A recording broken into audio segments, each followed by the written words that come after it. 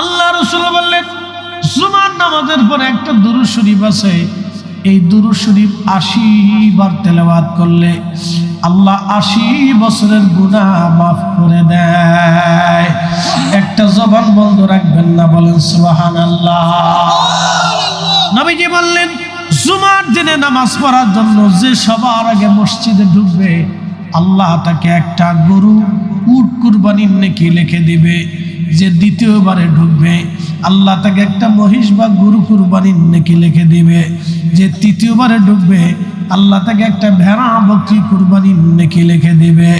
যে চতুর্থবারে ঢুকবে আল্লাহ তাকে একটা মুরগি বা মোরগ সদকা করার সওয়াব দিবে। যে এরপরে ঢুকবে তারে আল্লাহ একটা ডিম সদকা করার সওয়াব দিবে।